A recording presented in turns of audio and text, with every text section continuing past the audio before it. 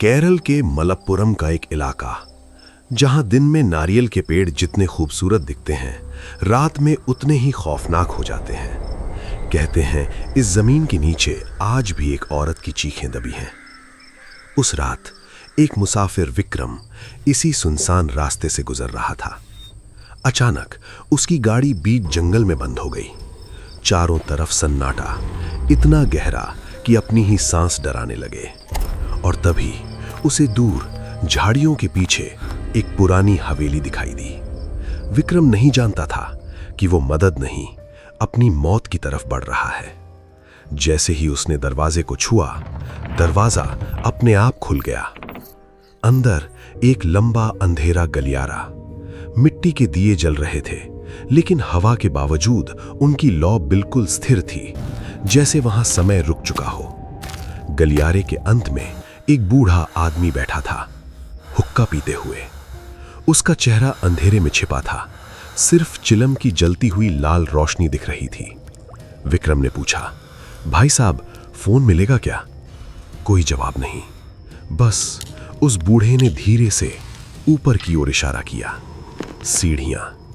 विक्रम चढ़ने लगा। 1, 2, 3, लेकिन सीढ़ियां खत्म ही नहीं हो रही थीं। हर कदम के साथ उसे लग रहा था कोई उसके पीछे भी चल रहा है। ठक ठक ठक। विक्रम ने पीछे मुड़कर देखा। कोई नहीं था, लेकिन आवाज अब भी आ रही थी। आखिरकार वो ऊपर पहुंचा और तभी मोगरे की तेज खुशबू ने उसका दम घोट दिया। सामने एक बड़ा हॉल, बीच में एक झूला जो अपने आप हिल रहा था। और तभी एक मीठी आवाज गूंजी, बहुत देर कर दी आने में। विक्रम ने मुड़कर देखा। एक बेहद खूबसूरत औरत सफेद साड़ी में खड़ी थी। उसकी आंखों में अजीब सा खिंचाव था।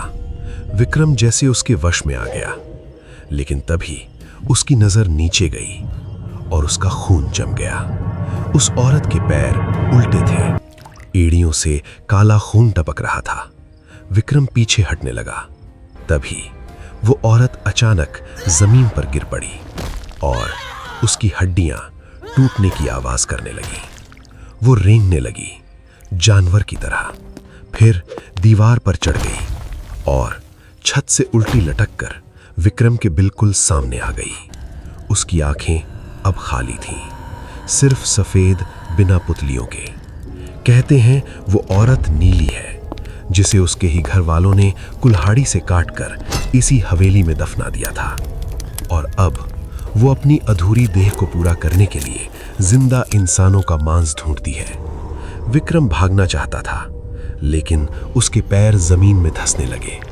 फर्श से सड़े हुए हाथ बाहर निकले और उसे पकड़ लिया।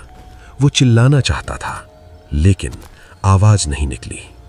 तभी वो बूढ़ा आदमी अब उसके सामने खड़ा था, हाथ में खून से सनी जंग लगी कुल्हाड़ी।